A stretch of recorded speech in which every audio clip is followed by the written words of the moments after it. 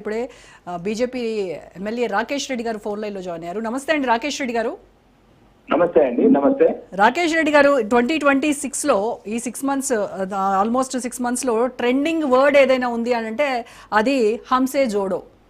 ఇది ఇంత ట్రెండింగ్ లోకి వస్తుందని అనుకోలేదు. ఏంటి ఇంత ఓపెన్ గా ఒక సభలో రేవంత్ రెడ్డిని పట్టుకొని హంసే జోడో అని ప్రధానమంత్రి మాట్లాడారు అని అంటే రకరకాల ఇది చిలువలు పలువలకి తావిస్తా ఉంది. రకరకాల అనుమానాలు, సందేహాలు. ఖచ్చితంగా ఆయన బీజేపీ తీర్థం పుచ్చుకోబోతున్నారు, సీఎం సీటు ఖాళీ అవబోతోంది. దానికి ఎవరో కూడా మీ ఎంపీనే చెప్పారు, ఎవరు అర్హులో కూడా ఆయనే చెప్పారు. ఏం చెప్తారు మీరు? అంటే సీఎం సీట్ ఎందుకు కాదు, దీంట్లో కలిసి కదా సీఎం సీట్ లో ఉన్నాడు కదా నాకు ఒకటండి. ఇప్పుడు ఉండాలా, ఇప్పుడు గౌరవనీయ ప్రధానమంత్రి, గౌరవనీయ ముఖ్యమంత్రి మధ్యనే మాట్లాడాలి. మనం జరిగిన చర్చ ఏదో మనం డిబేట్ లో కూర్చున్నాం కదా ఇష్టపడి మాట్లాడడం పద్ధతి కాదు. ఒకవేళ అట్లాంటి కూడా తెరచాట వెనకాల మాట్లాడతారు, ఇంకేదైనా ఉంటది అని.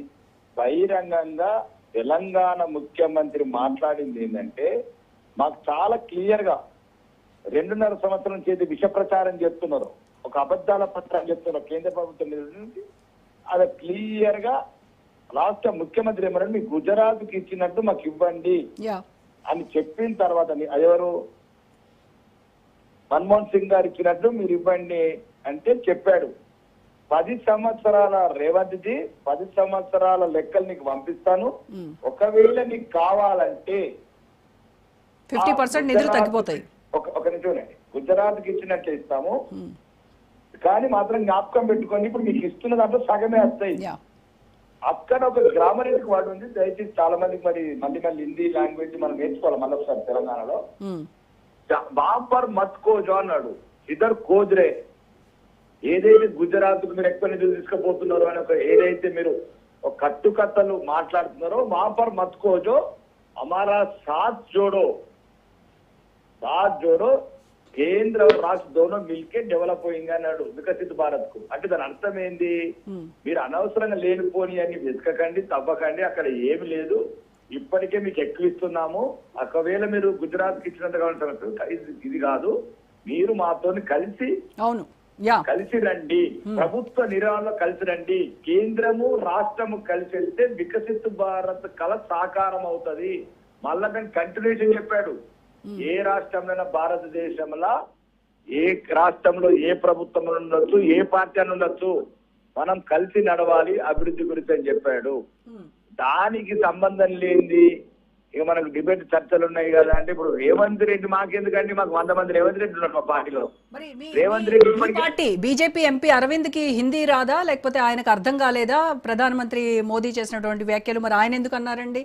వాళ్ళిద్దరికి లింక్ ఉందేమో, మోదీకి రేవంత్ కి లింక్ ఉండొచ్చు, సువేందు అధికారి లాగా మారిపోవచ్చు ఏమో. ఇప్పుడు అరవింద్ గారు ఏమన్నారు అనేది ఆయన అనుభవము.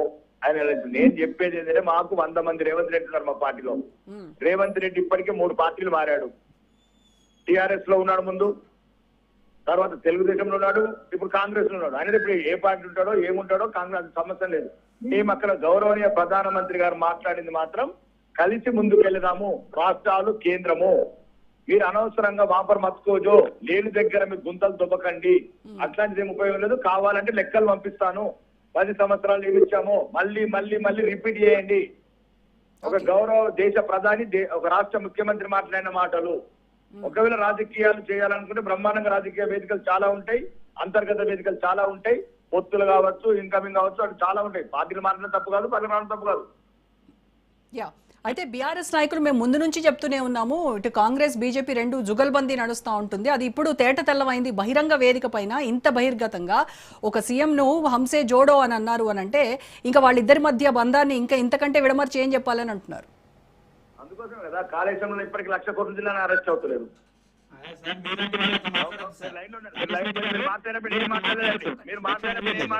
1,00,000 కోట్ల రూపాయలు మీరు రుజువు చేస్తారా? దాని బడ్జెట్ ఎంత? మీరు ఇంత అమాయకంగా ఉంటే ఎట్లా సార్? మీరెంత ఇంత తెలివి లేకుండా మాట్లాడితే ఎట్లా? మీరు ఇంత తెలివి లేకుండా మాట్లాడితే ఎట్లా? కాళేశ్వరం ప్రాజెక్టుకి అయిన ఖర్చు ఎంత? మీరు దాంట్లో అవినీతి జరిగింది 1,00,000 కోట్లు అని చెప్పి ఎట్లా మాట్లాడతారు? మీరు ఎట్లా మాట్లాడతారు చెప్పండి? మీరు ఒక BA ఎమ్మెల్యే, మీరు ఒక రిప్రజెంటేటివ్ గా ఉన్నారు, మీరు అబద్ధాలు మాట్లాడడానికి ఉన్నారా చెప్పండి? మీరు వాస్తవాలు మాట్లాడండి, వాస్తవాలు చెప్పండి ప్రజలకు. మీరు ఆ వాస్తవాలు చెప్పకుండా 1,00,000 కోట్ల రూపాయలు తిన్నారని ఎట్లా అంటారండి? ఎట్లా చెప్తారు మీరు 1,00,000 కోట్ల రూపాయలు? బేస్ చెప్పండి. మీరు ఏ బేస్ తో చెప్తున్నారు? మీరు ఏ బేస్ తో చెప్తున్నారు 1,00,000 కోట్ల రూపాయలని? మీరు 1,00,000 కోట్ల రూపాయలని ఏ విధంగా చెప్తున్నారు? మీరు మీరు మీరు రండి రండి కూర్చున్నాం రండి. దానికి అయిన ఖర్చు ఎంత? ఎంత బడ్జెట్? ఎంత బడ్జెట్? కాళేశ్వరంకి ఎంత బడ్జెట్ అయింది? 1,00,000 కోట్ల రూపాయలు ఎక్కడి నుంచి వచ్చినాయి చెప్పండి? మధ్యంతరం రాలేదు. మీరు ఎన్ని ఆరోపణలు చేసినా మధ్యన రాలేదు.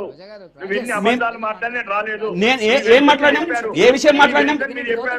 ఏ విషయం మాట్లాడినా చెప్పండి. ఏంది మంత్రివర్గ ఆమోదం లేకుండా 55 కోట్లు విదేశాలు మంత్రివర్గ ఆమోదం లేకుండా 55 కోట్లు పంపిస్తావా?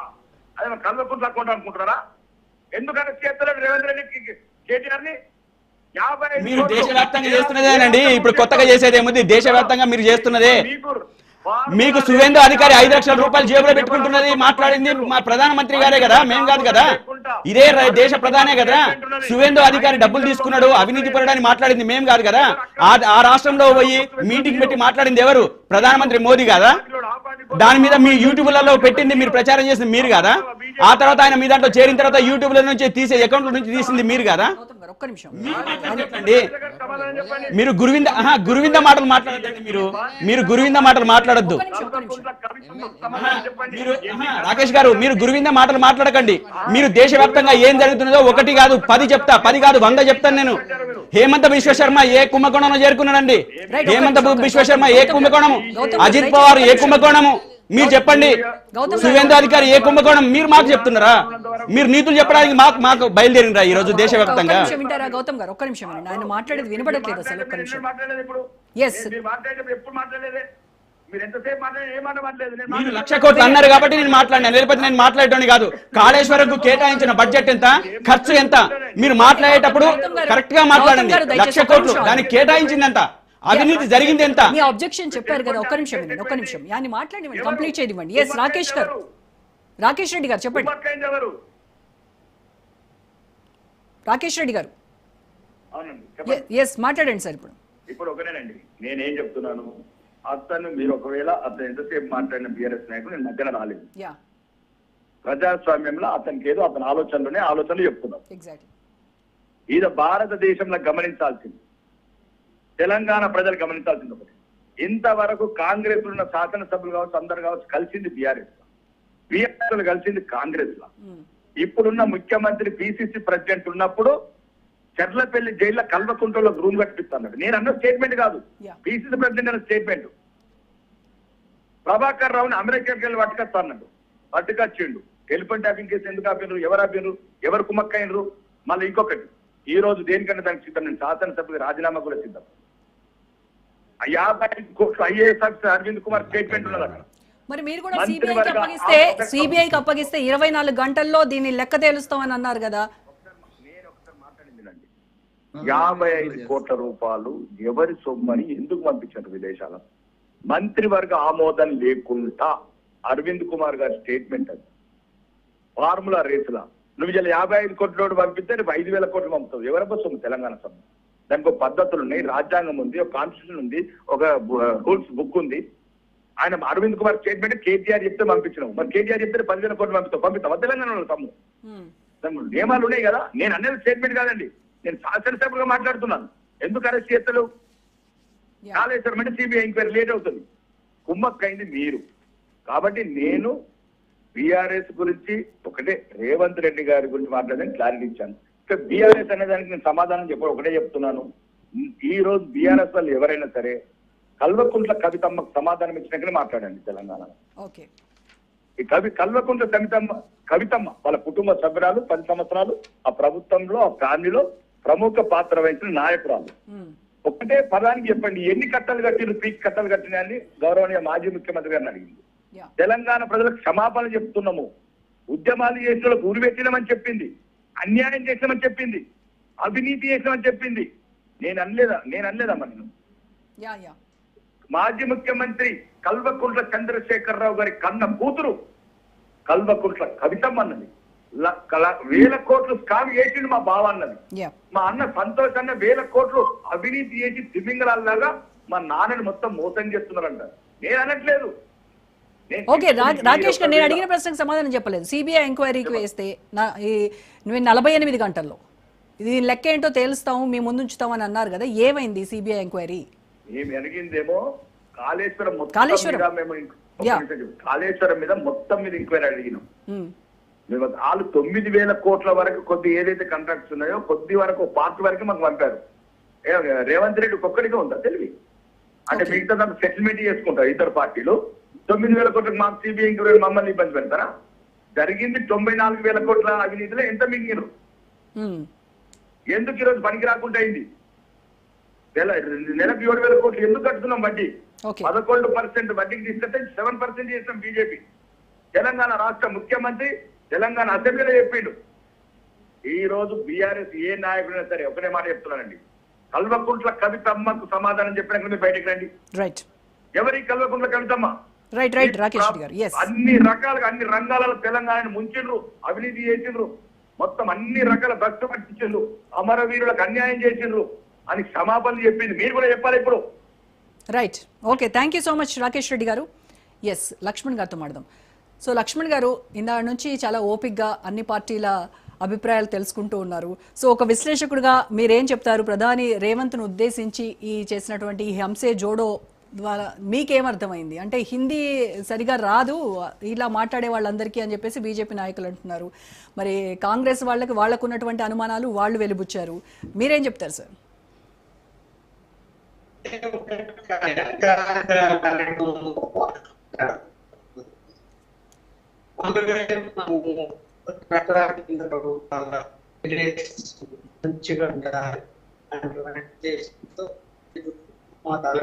లక్ష్మణ్ గారు, మీ ఆడియో క్లారిటీ లేదండి. మీ ఆడియో క్రాక్ అవుతోంది.